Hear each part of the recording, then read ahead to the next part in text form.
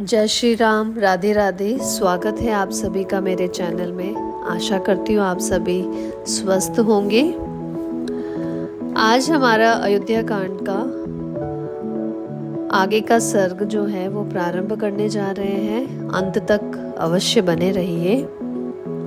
आज के सर्ग में हम भरत की चिंता, मित्रों द्वारा उन्हें प्रसन्न करने का प्रयास तथा उनके पूछने पर भरत का मित्रों के समक्ष अपने देखे हुए भयंकर दुस्वप्न का वर्णन करना, ये सभी हम इस सर्ग में सुनेंगे। तो श्रवण कीजिए आज का सर्ग।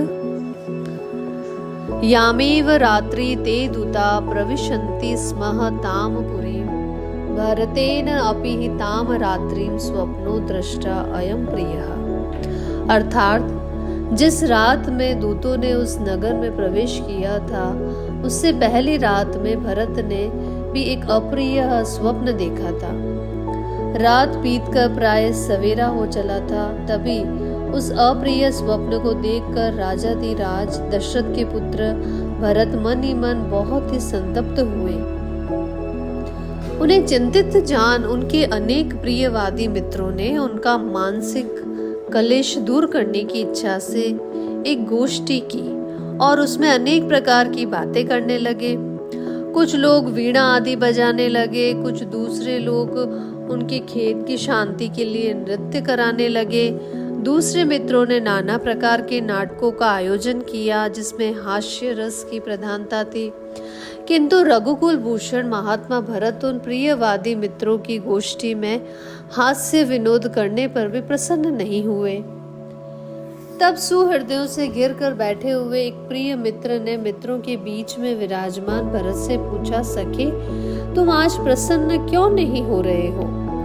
इस प्रकार पूछते हुए सुहृदय को भरत ने इस प्रकार से उत्तर दिया, मित्र, जिस कारण से मेरे मन में यह दैन्य आया है वह बताता हूँ, सुनो।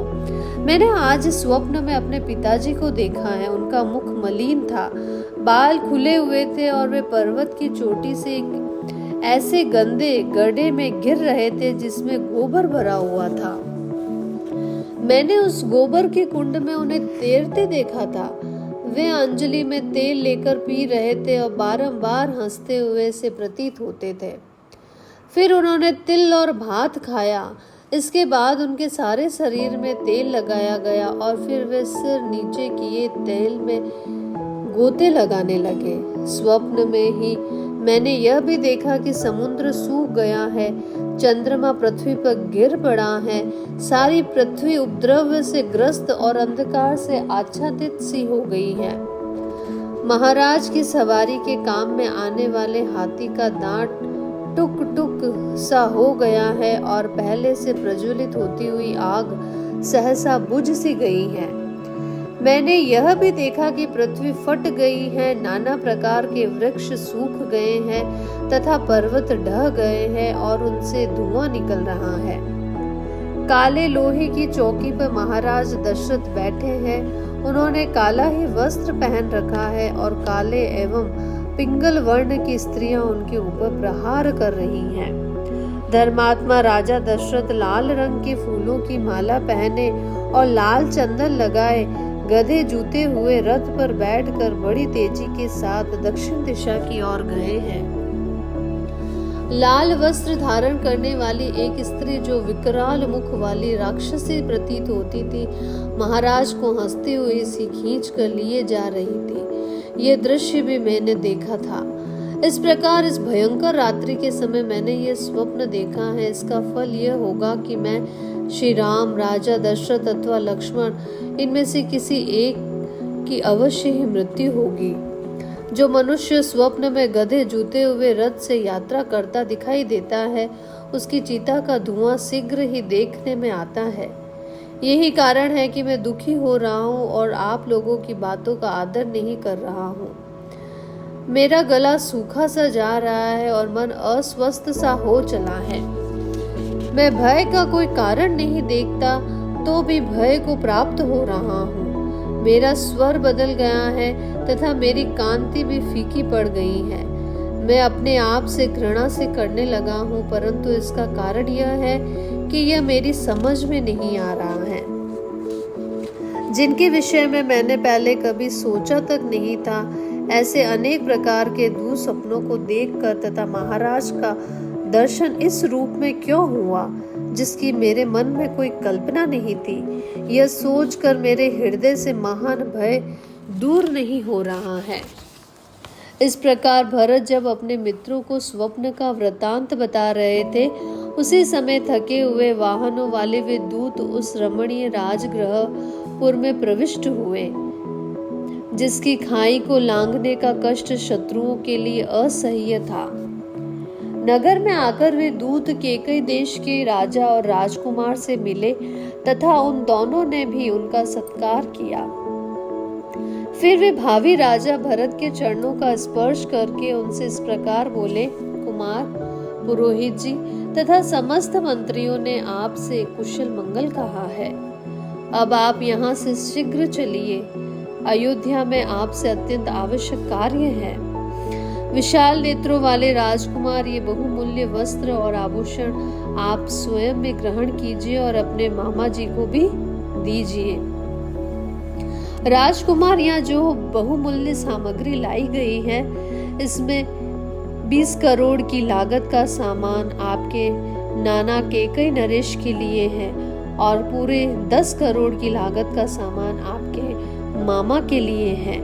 वे सारी वस्तुएं लेकर मामा आदि सुहृदयों में अनुराग रखने वाले भरत ने उन्हें भेंट कर दी।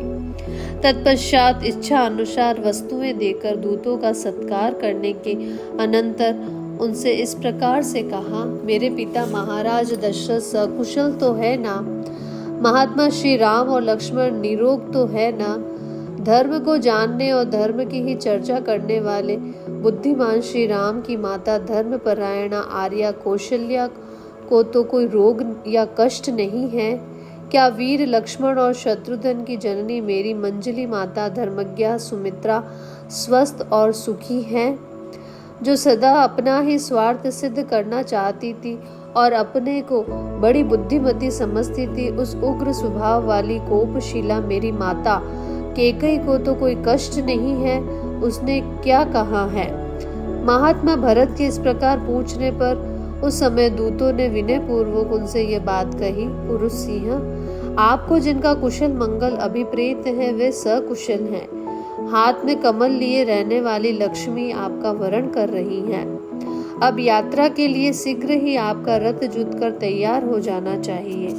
उन दूतों के ऐसा कहने पर भरत ने उनसे कहा, अच्छा, मैं महाराज से पूछता हूँ कि दूत मुझसे शीघ्र अयोध्या चलने के लिए कह रहे हैं, आपकी क्या आज्ञा है? दूतों से ऐसा कहकर राजकुमार भरत उनसे प्रेरित हो नाना के पास जाकर बोले, राजन, मैं दूतों के कहने से इस समय पिताजी के पास जा रहा हूँ। पुनः जब आप मुझे याद करेंगे वहां आ जाऊंगा। भरत के ऐसा कहने पर नाना केकई नरेश ने उस समय उन रघुकुल भूषण भरत का मस्तक सूंघ कर यह शुभ वचन कहा, तात जाओ, मैं तुम्हें आज्ञा देता हूँ। तुम्हें पाकर केकई उत्तम संतान वाली हो गई है। शत्रुओं को संताप देने वाले वीर, तुम अपनी माता और पिता से यहाँ का कुशल समाचार कहना। तात, अपने पुरोहित जी से तथा अन्य जो श्रेष्ठ ब्राह्मण हो उनसे भी मेरा कुशल मंगल कहना। उन महाधनुर्धर दोनों भाई श्री राम और लक्ष्मण से भी यहाँ का कुशल समाचार सुना देना। ऐसा कहकर कैकेयी नरेश ने भरत का सत्कार करके उन्हें बहुत से उत्तम हाथी, विचित्र कालीन, मृग चर्म और बहुत सा धन दिया, जो अंतपुर में पाल पोस कर बड़े किए गए थे। बल और पराक्रम में बाघों के समान थे, जिनकी दाढ़ें बड़ी बड़ी और काया विशाल थी। ऐसे बहुत से कुत्ते भी कैकेयी नरेश ने भरत को भेंट में दिए। 2000 सोने की मोहरें और 1600 घोड़े भी दिए। इस प्रकार कैकेयी नरेश ने कैकेयी कुमार भरत को सत्कार पूर्वक बहुत सा धन दिया। उस समय कैकेयी नरेश अश्वपति ने अपने अभिष्ट, विश्वास और पात्र और गुणवान मंत्रियों को भरत के साथ जाने के लिए शीघ्र आज्ञा दी। भरत के मामा ने उन्हें उपहार में दिए जाने वाले फल के रूप में ईरावान पर्वत और इंद्रशीर नामक स्थान के आसपास उत्पन्न होने वाले बहुत से सुंदर सुंदर हाथी तथा तेज चलने वाले सुशिक्षित खच्चर दिए। उस समय जाने की जल्दी होने के कारण केकई पुत्र भरत ने केकई राज के दिए हुए उस धन का अभिनंदन नहीं किया। उस अवसर पर उनके हृदय में बड़ी भारी चिंता हो रही थी। इसके दो कारण थे, एक तो दूत वहां से चलने की जल्दी मचा रहे थे, दूसरे उन्हें दुस्वप्न हमें दर्शन में हुआ था। वे यात्रा की तैयारी के लिए पहले अपने आवास स्थान पर गए, फिर वहां से निकलकर मनुष्यों, हाथियों और घोड़ों से भरे हुए परम उत्तम राजमार्ग पर गए। उस समय भरत जी के पास बहुत बड़ी संपत्ति जुट गई थी। सड़क को पार करके श्रीमान भरत ने राजभवन के परम उत्तम अंतपुर का दर्शन किया और उसमें वे बेरोक टोक घुस गए। वहां नाना, नानी, मामा, युद्धाजित और मामी से विदा ले शत्रुघ्न सहित रथ पर सवार हो भरत ने यात्रा आरंभ की। गोलाकार पहिए वाले 100 से भी अधिक रथों में ऊंट, बैल, घोड़े और खच्चर जोत कर सेवकों ने जाते हुए भरत का अनुसरण किया।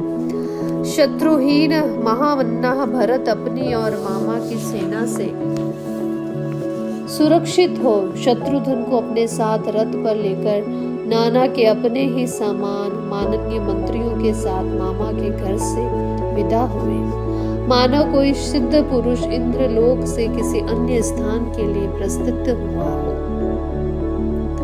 इस प्रकार से आज रामायण आदि काव्य के अयोध्या कांड में हमारा 70वां सर्ग जो है वो पूरा होता है।